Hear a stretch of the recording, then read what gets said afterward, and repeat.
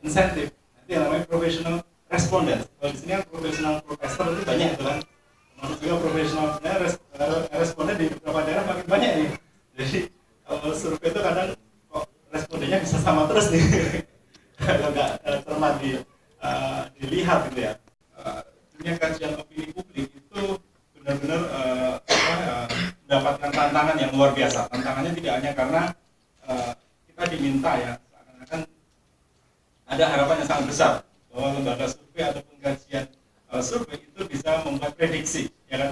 Prediksi mengenai hasil pileg, prediksi mengenai hasil pilpres, bahkan jauh dari itu, prediksi mengenai siapa yang akan jadi capresnya, ya kan?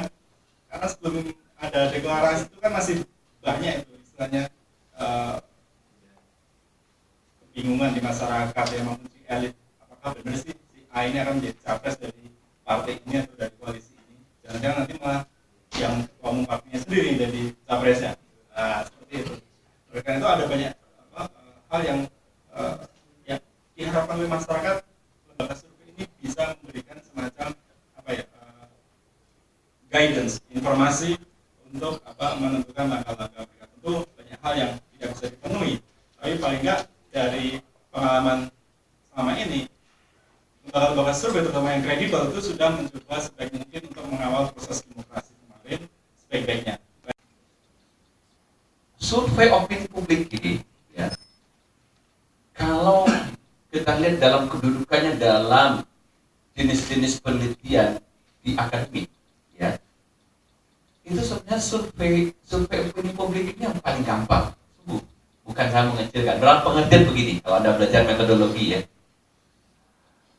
jajak pendapat, ya, yang sifatnya pada umumnya kebanyakan jajak pendapat di politik ya, itu kan masih Burhan ya, masih bertanya pada hal-hal yang sebenarnya dangkal dalam pengertian ini, apalagi sekedar elektabilitas. Itu kan sifatnya reported gitu loh. Kalau hari ini Anda ada pemilihan umum, Anda mau pilih siapa? A, B, C, D. Itu kan teknik bertanya yang paling simpel sebenarnya. Oke? Jadi kalau Anda belajar riset nanti, ya, menanyakan hal-hal yang sifatnya dilaporkan dan tidak membutuhkan penggalian lebih dalam hal seperti ini. Kalau yang digali itu sesuatu yang sifatnya latent variable, nah ini kalau dalam psikologis ya, semakin itu yang ditanyakan sesuatu yang abstrak, intangible, sebuah konstruk psikologis yang memerlukan usaha untuk bertanya yang lebih canggih, ya, kita biasa memakai sejumlah pernyataan, kita kejar yang lebih canggih, kita memerlukan multiple indicator. Itu persoalannya jadi rumit. Misalnya kalau saya ingin mengukur,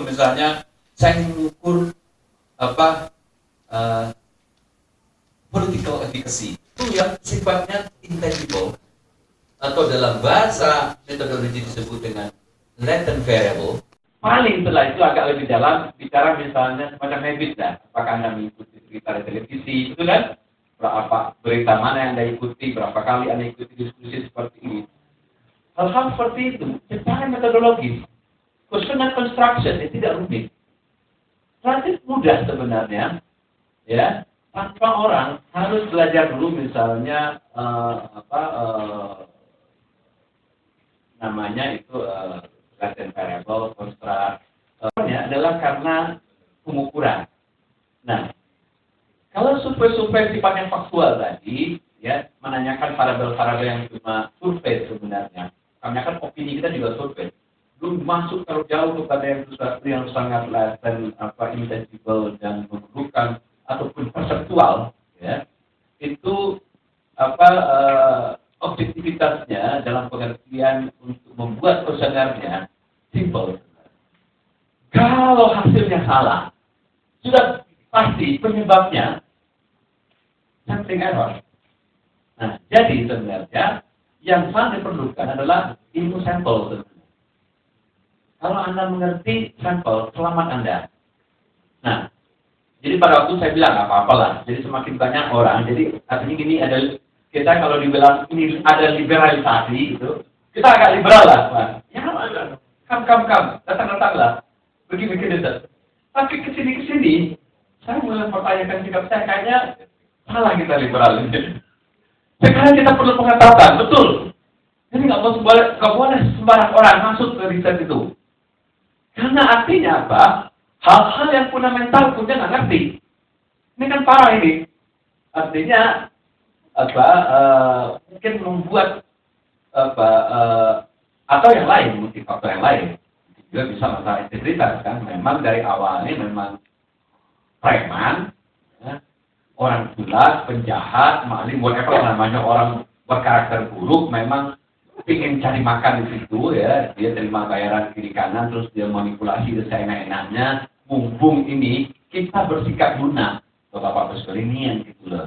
Kita mungkin terlalu liberal ya, boleh semua orang bikin gitu kan. Kita akan pakai ngecek gitu kan. Ini cukup nggak persyaratan akademik misalnya? Ini pernah belajar statistik yang benar nggak? Pernah belajar sampling theory? Ya, kalau Anda mau misalnya penelitiannya agak lebih dalam, nah, karena di sebelah sana Bapak Ibu sekalian, nah, Niko, Philip, semua orang-orang yang belajar Burhan gitu, yang belajar Saiful gitu, tahulah di sebelah sana itu ya, orang kan sudah masuk dari dalam nih, orang sudah belajar, mulai riset sekarang political behavior kan, lebih dalam, deeper. Orang-orang kayak Neil Hart, Russell Dalton gitu kan lebih. Nah, itu perlu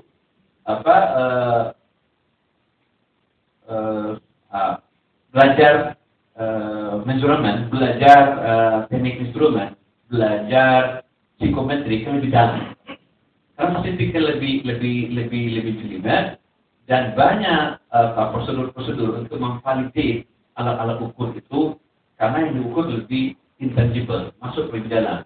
Jadi masuk ke area paling nggak perseptual, ya, latent variable seperti saya bilang tadi, political orthodoxy, sense of trust, sense of demokrasi, dan lebih.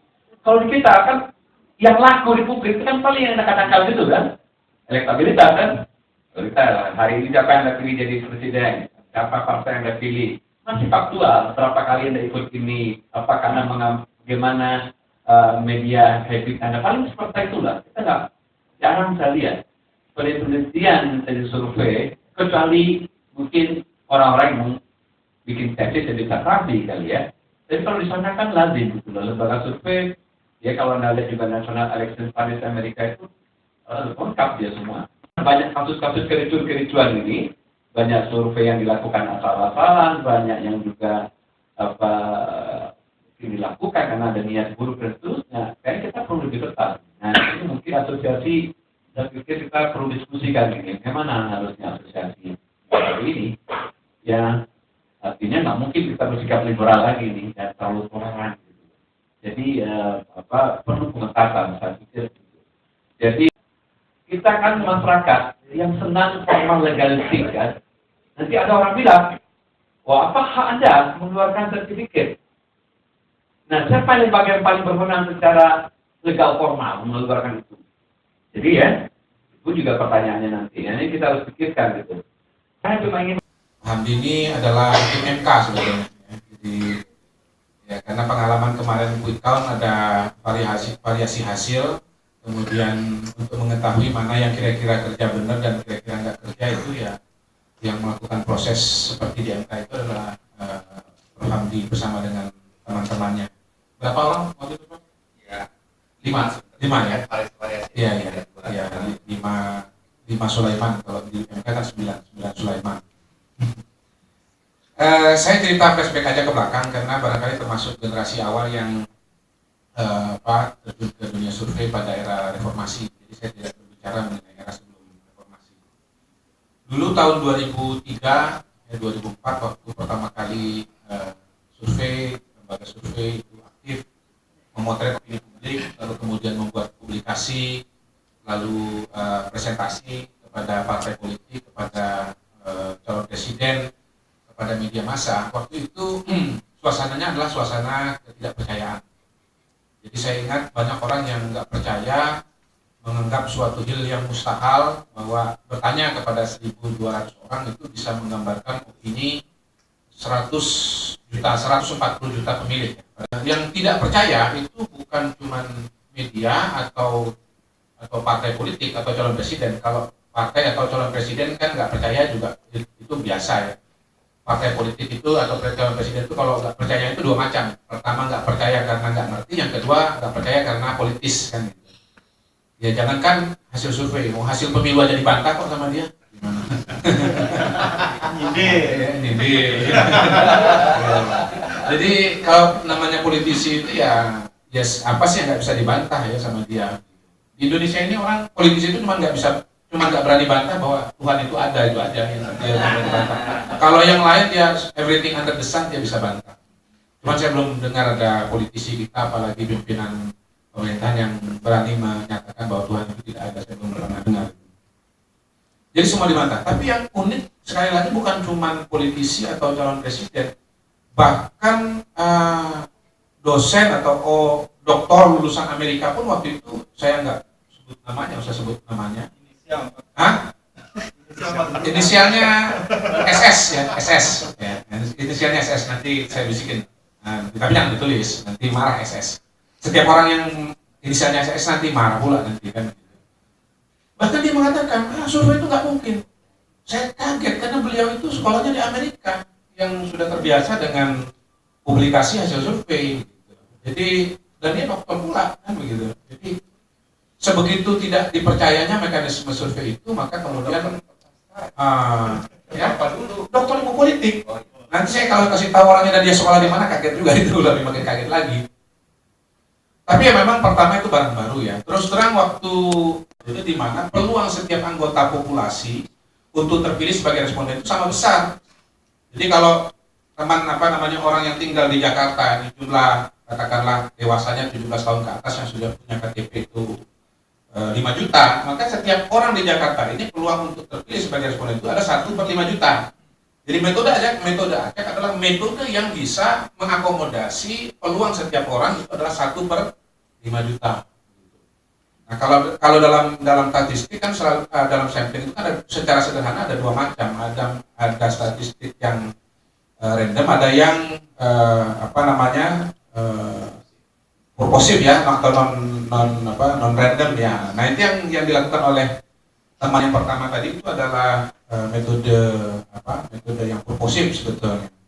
Ya metode purposif sah-sah saja, tapi metode purposif itu tidak bisa dipakai untuk mengeneralisir, tidak bisa digeneralisir kepada populasi. Nah teman-teman meloncat dari 2004 ke 2014 kemunduran baik dari survei maupun dari terutama quick count. Kenapa saya sebut kemunduran? Karena dari tahun 2004 sampai dengan sebelum 2014 sebetulnya pada umumnya orang semakin percaya dengan survei. Jadi tren yang terjadi itu adalah tren kenaikan kepercayaan. Orang yang tadinya 2004 itu nggak percaya itu pada bertobat semua, gitu kan. Partai-partai yang nggak percaya survei kemudian akhirnya percaya survei. Yang tadinya cuma Golkar yang pakai, kemudian Demokrat juga pakai, PDI juga pakai gitu. Bahkan PDI pun yang katanya singkatannya jangan ditulis ya, PD-nya tinggi, IP-nya rendah. Yang tidak cukup hanya akal tapi juga okol gitu, pelan-pelan juga menggunakan survei. Hanya satu partai yang sampai sekarang nggak mau pakai survei, namanya PKB. Kita tanya Kiai aja mas. Menunjukkan bahwa Prabowo itu sudah melewati, bahkan sebagian melewati jauh ya. Itu maksud saya itu salah satu contoh dalam survei. Tapi kalau survei ini kita agak sulit berdebatnya karena kata Prof. Hamdi itu ada problem of measurement. Misalnya bagaimana Anda mengukur opini. Sesederhana apapun juga rumusan pertanyaan dan riset opini itu tetap itu adalah sebuah tetap subjektif gitu. Sebuah fenomena entah itu opini atau pendapat yang ditangkap dengan susunan kalimat tertentu. Yang antar lembaga itu bisa bervariasi susunan kalimatnya. Beda dengan quick count yang nggak ada susunan kalimat, nggak ada. Kalau quick count itu cuma hitung angka saja, angka yang ada di TPS eksak gitu. Calon 1 dapat berapa, calon 2 dapat berapa. Jadi nggak ada problem of measurement kalau kita bicara mengenai quick count. Yang ada adalah problem sampling ya, problem sampling sama problem operasional. Problem operasional juga akan terjadi apabila memang turun lapangan kerja gitu. Kalau nggak Kalau nggak turun ke lapangan ya nggak ada program operasional. Ya itu tadi seperti saya bilang itu puskaptis, pusat rekap mistis itu tadi.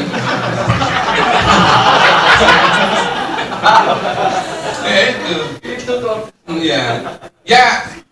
Nah, orang atau ada lembaga bisa main-main dengan quick count. Kalau Anda main-main dengan survei ya masih bisa, ya karena tadi ada problem of measurement, lalu bukan hasil pemilu, bukan yang live ditayangkan di televisi, bukan menentukan hasil akhir, tapi quick count itu ditayangkan live di televisi.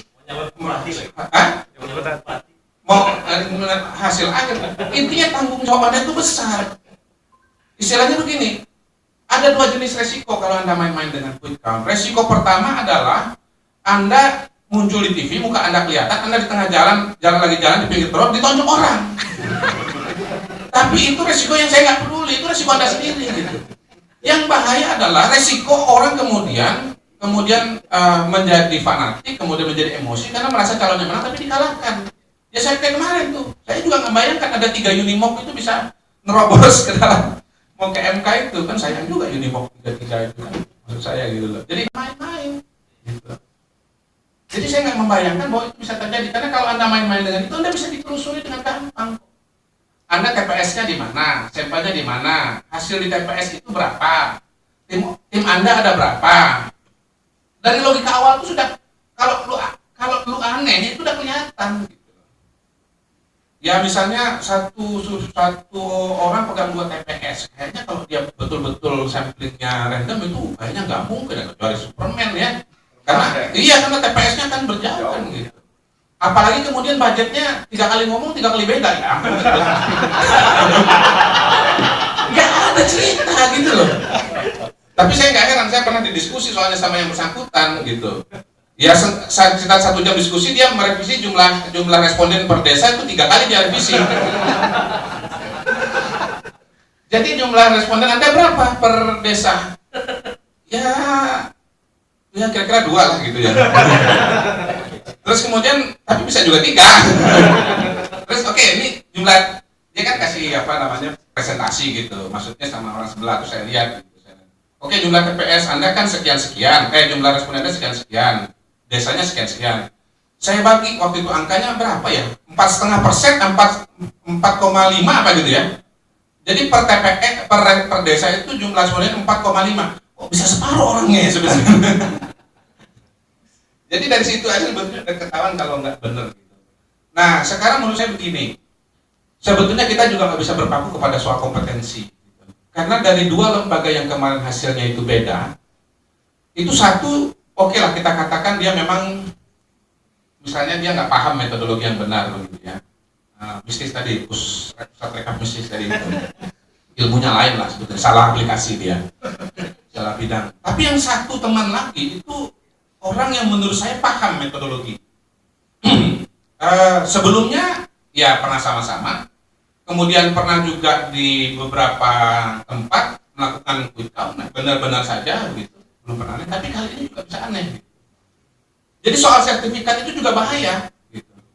Jangan sampai juga begitu Anda sudah punya sertifikat, lalu kemudian Anda kasih suntik orang suntik racun, mati gitu.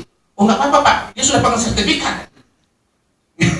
Jangan sampai ada orang pegang sertifikat itu kasih dia seolah-olah punya license to keleluasaan gitu. Jutaan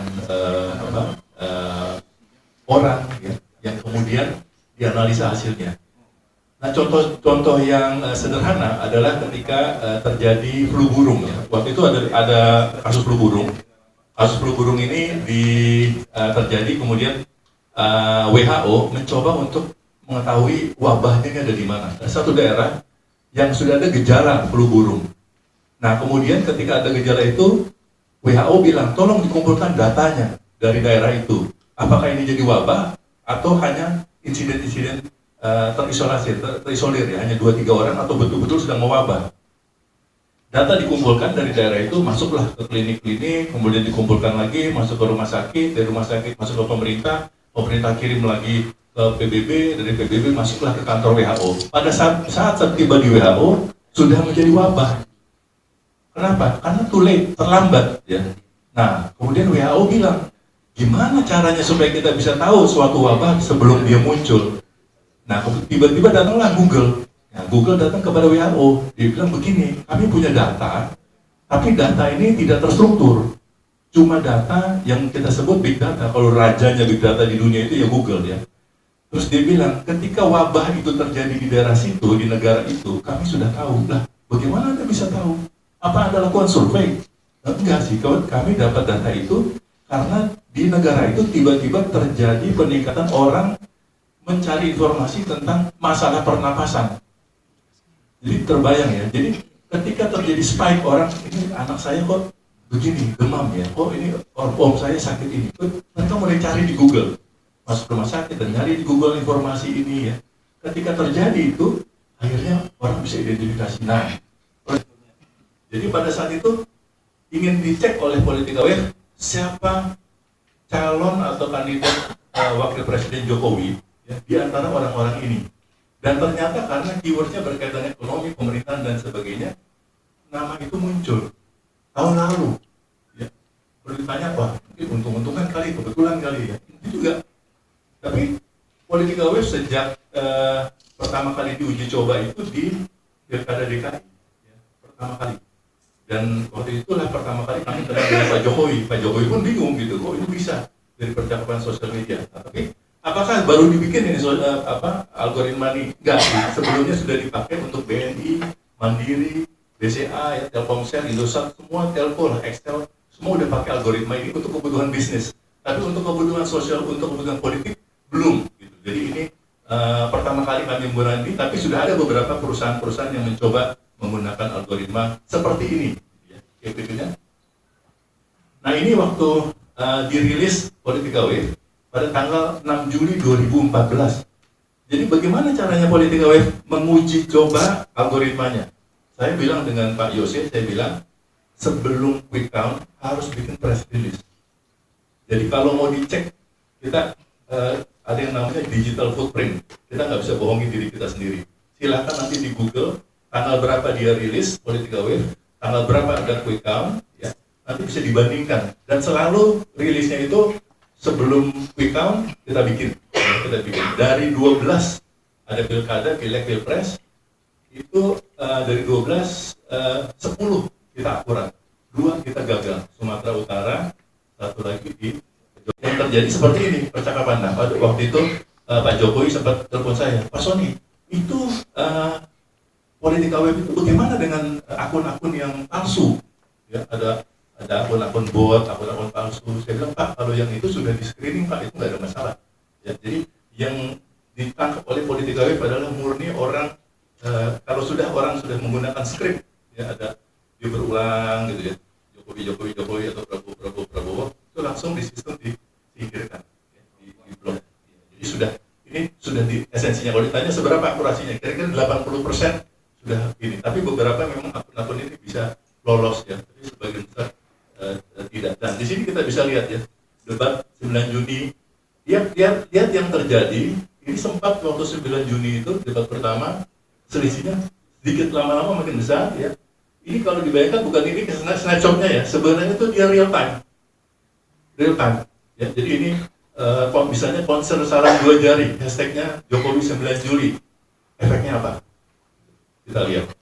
Ya, Jokowi ngomong sesuatu di segmen pertama, debat capres yang pertama gitu ya. Jokowinya masih gagap-gagap gitu.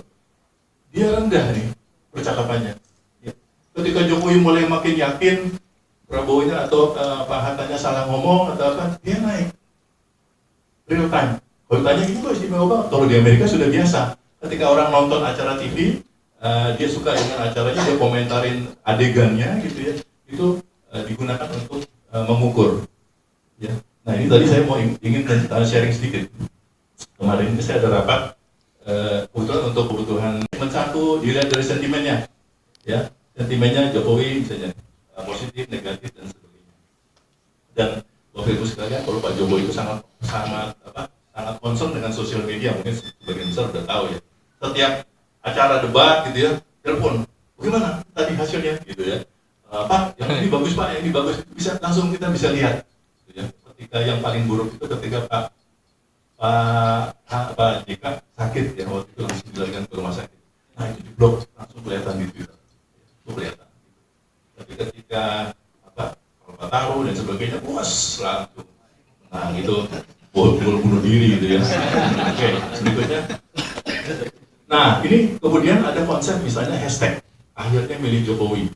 Waktu itu ada beberapa teman-teman jago-jago di sosial media nanya, Mas Sony, sebenarnya gimana sih caranya supaya kita bisa dukung Pak Jokowi lebih efektif? Saya bilang gini caranya, pakai yang namanya hashtag. Wah, hashtag kan sering Pak. Caranya hashtagnya itu harus digunakan dengan baik. Akhirnya mereka munculkan ini, tim teman-teman artis ya, menggunakan satu konsep. Ada yang pernah dengar nggak ya akhirnya milih Jokowi ya? Top banget ya. Itu pertama kali disusun oleh saya dan beberapa rekan artis. Saya ngajarin mereka, ini loh komunikasi di sosmed kayak begini. Konsepnya adalah waktu itu awalnya Pak Jokowi sempat nanya, Mas Sony ini berikutnya bagaimana ini? Saya bilang Pak, yang problem sekarang undecided voters sudah makin kecil. Ya, menurut Pak Jokowi. Sekarang yang penting saya rasa bagaimana yang dari pendukung nomor 1 pindah ke nomor 2. Berarti mesti ada orang yang pindah. Ya. Akhirnya saya pilih Jokowi. Ada pemilih-pemilih muda, pemilih pemula yang pindah. Akhirnya makanya disebut akhirnya milih Jokowi. Dan itu dimunculkan pertama kali dari saya dan Pak Joko Anwar, mulai dimainkan sampai ke Sherina, sampai ke Sofia Lajuba, terus dan teman-teman sekalian. Ya orang pikir ini bisa lagi rame nih ya. Nah seringkali gini-gini kalau Bapak Ibu tahu itu nggak kebetulan, it's by design.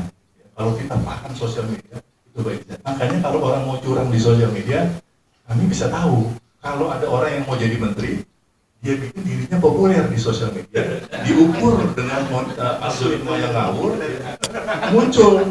muncul di meja Pak Jokowi, ini yang paling populer, ya. Jadi itu berbahaya sekali ya betulnya. Kemudian di sini adalah debat capres.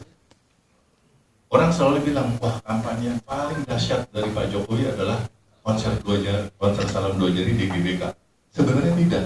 Itu karena secara visual itu luar biasa ya, stunning gitu, melihat 100.000 orang ada di sana, fotonya nyebar kemana-mana. Tapi sebenarnya debat capres itu yang debat yang terakhir, itu yang paling dahsyat. Banyak orang yang lebih banyak yang nggak datang ke GBK daripada yang datang, tapi yang nonton besar sekali. Dan nonton itu bukan hanya pada saat itu. Setelah nonton, inilah keunikannya sosial media. Setelah nonton, muncullah di YouTube, orang berlomba-lomba nonton di YouTube yang kelewatan acaranya, muncul di YouTube, kemudian dari YouTube sebar lagi, di-share lagi. Ya. Tapi ada orang bilang, kalau nggak salah ada satu berita, produsen kaos mengeluh karena tahun ini ordernya merosot. Apa kata produsennya? Wah ini karena sosial media. Ya. Nah ini juga dukungan internasional. Mungkin sudah ada yang tahu ya. Jadi Pak Obama dan sebagainya yang waktu itu ada Sting. Sting menggunakan hashtagnya namanya Jokowi 9 Juli. 9 Juli-nya pakai I. Ya. Jadi orang-orang waktu itu bilang, wah itu di-hack tuh. Ya. Gak mungkin dong Sting tiba-tiba Jokowi 9 Juli pakai I. Jokowi 9 Juli pakai I, ya itu pertama kali dibikin di kantor saya, ditanya saya juga, ya, gimana caranya 9 Juli, Jokowi 9 Juli. Nah itu dipakai, kemudian menjadi worldwide trending topic. Ya, jadi kembali lagi, Bapak Ibu sekalian kalau udah Prabowo di sini, perhatikan di sini ada creative campaign, ada konser salam 2 jari dengan segala macam meme dan tulisannya yang lucu-lucu. Kemudian ada yang black campaign tentang Sahara dan sebagainya. Perhatikan bahwa kreatif campaign yang mendominasi. Walaupun ini kenceng banget, ya, kenceng banget nih keluarnya nih produksinya. Nah, tapi kreatif campaign akhirnya yang lebih simpatik. Jadi kelihatan ada bounce gitu, karena kita bentuknya real time gitu ya, grafiknya kurang lebih begini turun, sempat naik lagi pas terakhir gitu, sempat naik sedikit terakhir. Ya, terus. Nah ini ya percakapannya. Waktu tanggal 22 Juli, percakapan Prabowo itu 93% mengatakan Prabowo harus segera akui kemenangan Jokowi. Yang terkait Jokowi adalah ucapan selamat. Artinya masyarakat secara ini berapa persen? 83% di sosial media mengatakan sudahlah, it's over. Ini sebenarnya sudah terekam di sosial media, termasuk pendukung Prabowo sendiri mengatakan ini sudah lah. Cuma ada beberapa yang masih ngotot gitu ya ada, tapi sedikit jumlahnya. Di sosial media itu terbaca itu. Terbaca. Ya berikutnya. Ya ini juga ucapan selamat dan sebagainya ya. Silakan. Ini banyak ceritanya itu. Nah ini, wah ini saya bisa digebukin nih. Ini partner saya ini nggak sensitif ini. Masih saya slide ini. Nah ini jadi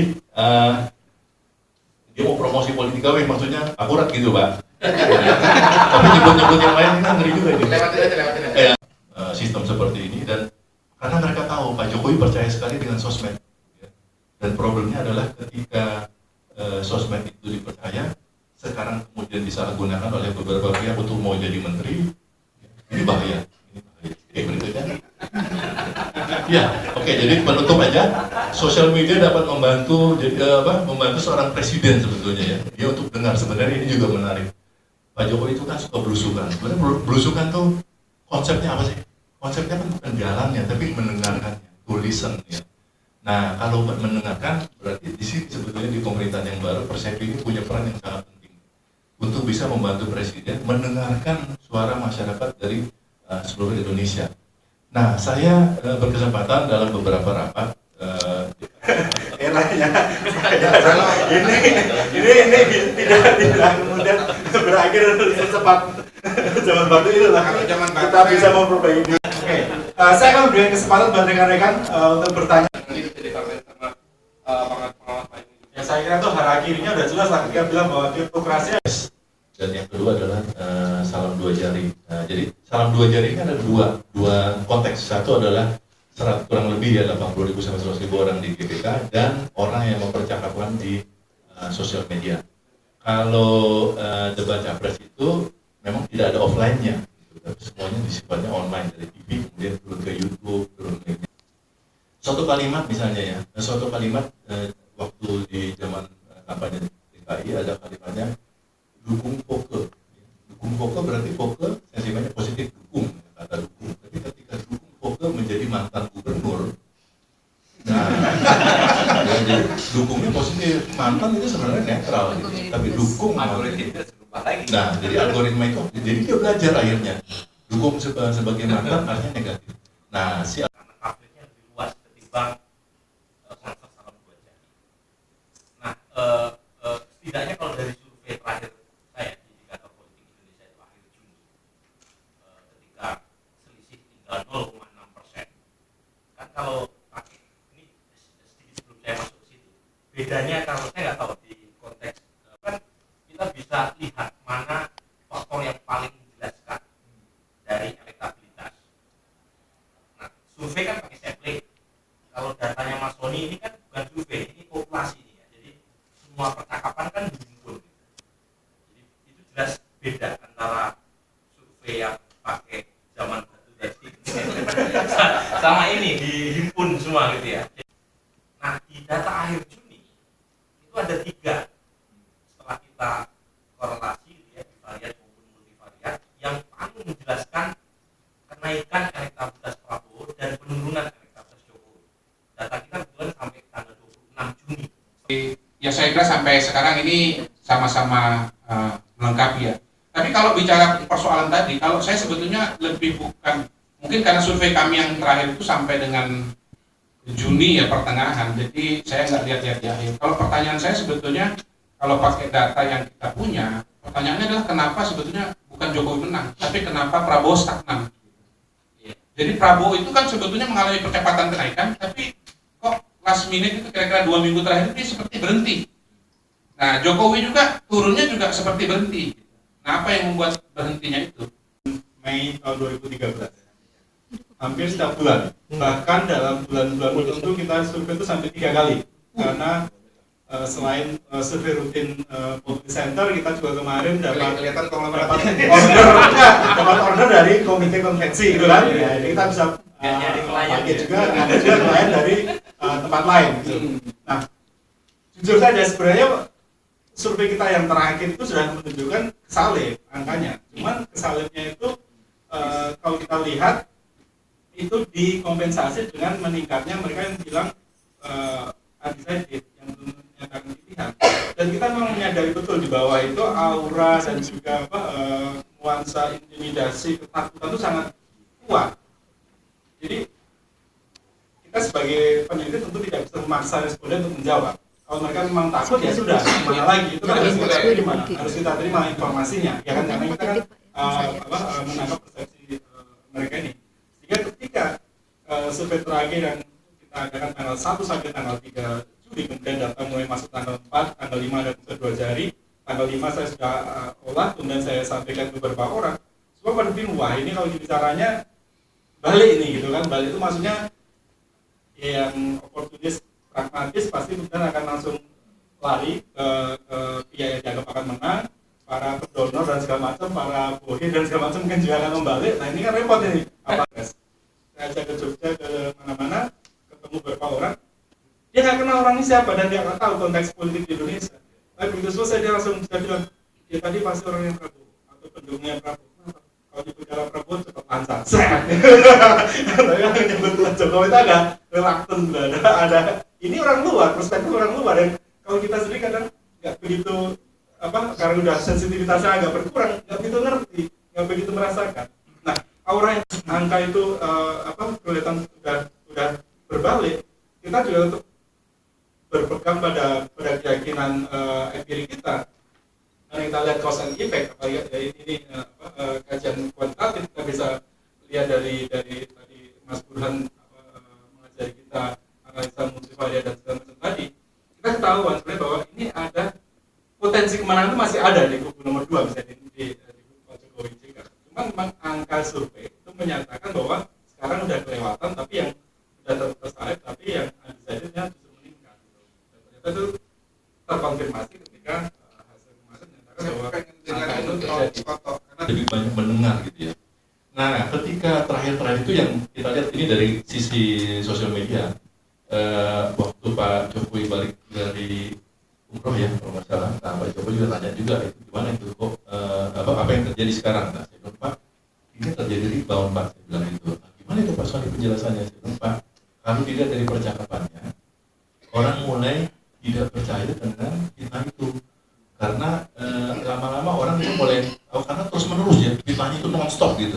Lama-lama merasa kasihan juga sama Pak Jokowi. Nah ini yang selalu kita lihat di Indonesia itu, orang yang dizolimi itu ya, akhirnya dibela. Nah yang membela itu adalah yang undecided voter tadi. Berarti fitnah harus ada dosis yang pas. Nah jadi ketika itu karena apa? Contohnya ya waktu Pak Jokowi umroh, nah ini yang banyak gol bunuh diri sebenarnya. Ketika Pak Jokowi umroh itu dibilang umroh politik, gitu, ya umroh politik. Jadi pakai ininya salah, ikramnya salah, gitu kan. Jadi ketika beliau umroh pun dibantai. Nah di situ orang makin melihat gitu, ini kok pendukung nomor 1 ini kok kayak gini ya. Nah jadi kemudian ditambah lagi kampanye dari yang tadinya undecided tadi, ya itu kayak siapa Sherina dan sebagainya itu belum mau. Sofia Lacuba. Ya, banyak yang belum. Nah setelah kampanye ini, kemudian dia tuangin lagi dari sosial media ke TV, gitu. Jadi sosial media itu dia sebagai katalisator pada akhirnya. Mulai fitnahnya di situ. Jadi pernah saya ditanya, Pak Sony, salah satu kekuatan Jokowi yang menurut Pak Sony penting apa? Saya bilang sosmed. Salah satu kelemahannya Pak Jokowi di mana? Sosmed juga.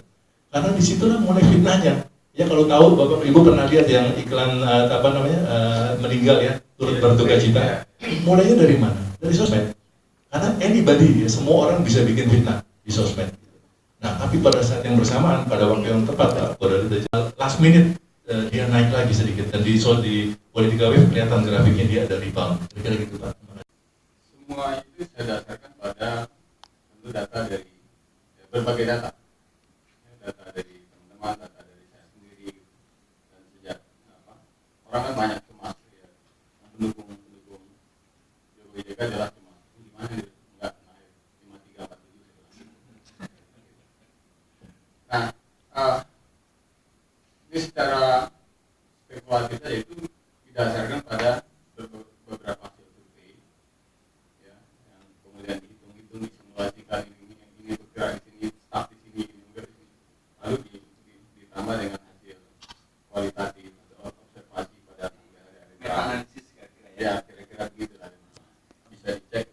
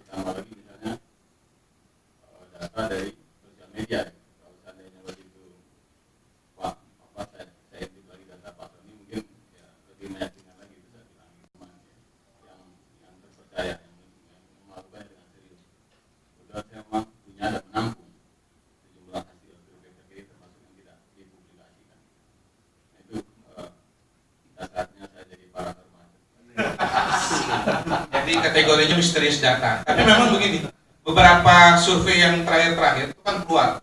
Jadi lembaga-lembaga survei yang mainstream ini itu sempat dituding diam. Ya, sempat dituding diam, bahkan dari pengamat Australia. Sempat beritanya juga beredar tuh Pak Sony. Tapi saat-saat terakhir, kurang lebih beberapa hari terakhir sebelum pencoblosan, itu beberapa lembaga keluar ya. Dan hasilnya memang kurang lebih sama patternnya, selisihnya sekitar 4% ya. Itu tanpa ada belum mencakup undecided voters gitu. Kan macam-macam. Tapi memang terakhir itu harus kembali. Kira-kira kalau penelitiannya itu benar, ilmunya bagus ya dan komprehensif. Sebenarnya pilih-pilih metode itu tergantung nanti di orang yang memainkan. Jadi kalau yang orang memainkan nggak ngerti, ini memang repot mas. Ya. Nah, saya gini loh di psikologi sekarang ini saya mengalaminya terakhir saya mengalami juga gini. Jadi waktu saya bikin studi tentang personality capres-cawapres ini, saya kan tidak memakai metodologi yang standar teman-teman saya di psikolog melakukan. Saya dicerca lah habis-habisan. Anda kan tidak melakukan psikotes terhadap 4 capres-cawapres ini. Anda tidak melakukan psychological assessment. Saya bilang, emang mau terus 4 orang itu di psikotes, saya bilang. Diwawancaranya diusir kita. Boro-boro Anda datang minta, Pak Prabowo, saya mau psikotes Anda ya.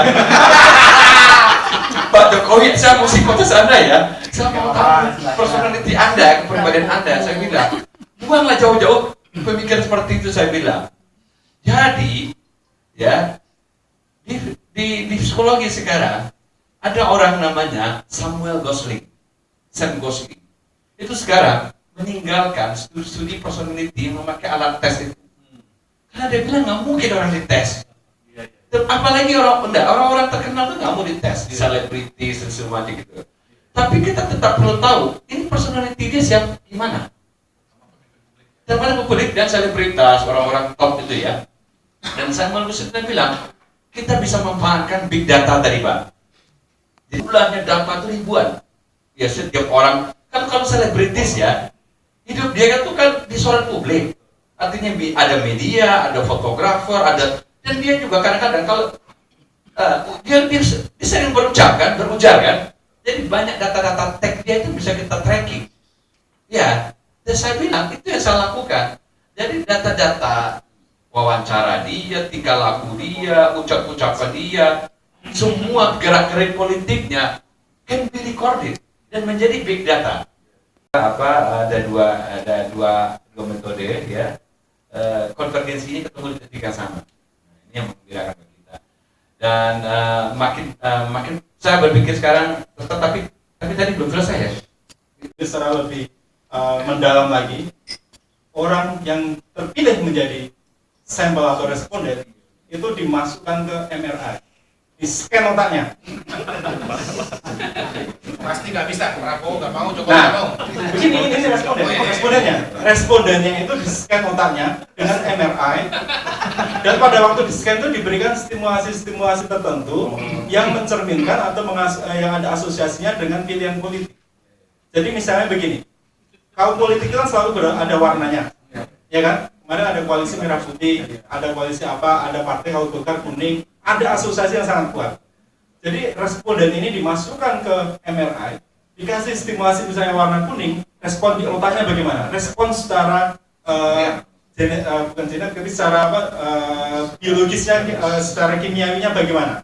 Apakah saraf otak tertentu itu kemudian nyambung atau enggak? Kalau nyambung itu artinya dia suka, kalau tidak nyambung dia nggak suka. Itu bisa kelihatan dari MRI.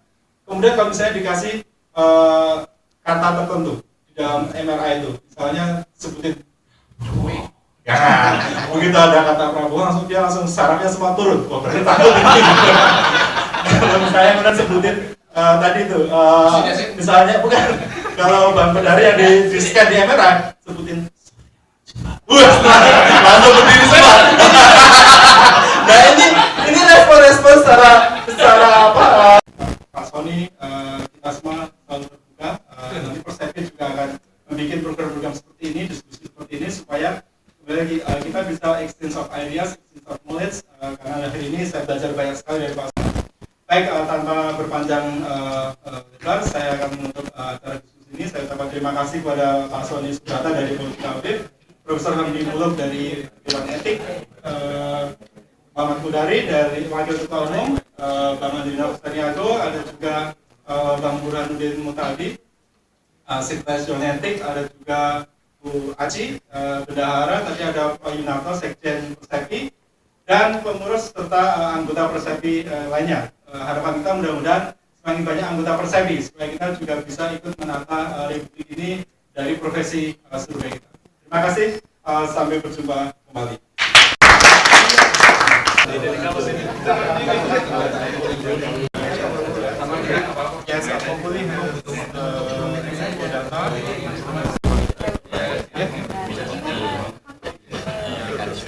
Anda tidak puas, betapapun Anda tidak ada upaya yang lain.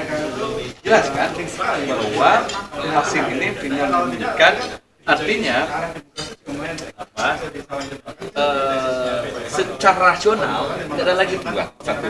Jadi kalau ada pengacara yang mengatakan masih ada upaya hukum yang lain, ya berarti nggak ngerti hukum kan? Betul nggak saya?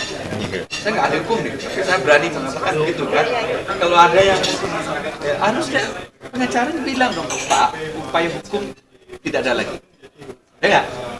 Artinya tidak ada peluang lagi untuk membatalkan apa hasil pemilu dan presiden terpilih sudah jelas. Satu, ya. Kalau Prabowo misalnya tidak yakin itu sebuah kebenaran, berarti ini tidak penyakit psikologis. Artinya apa?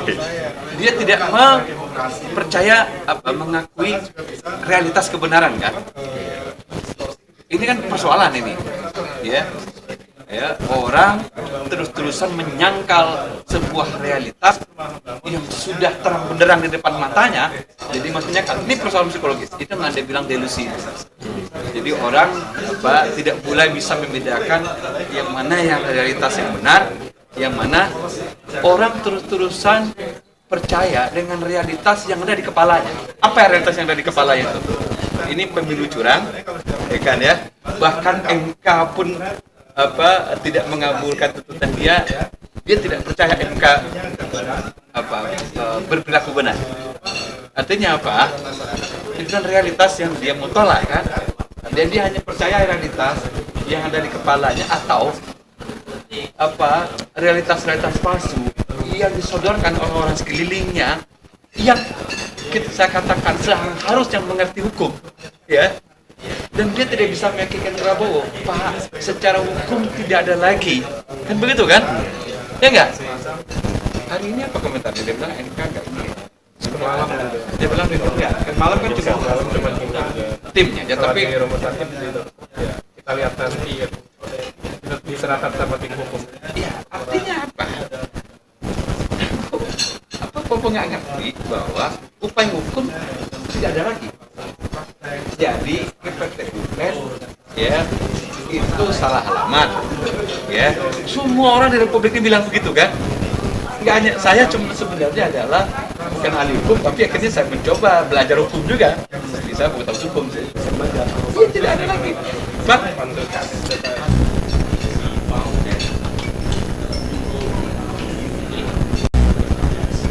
So that's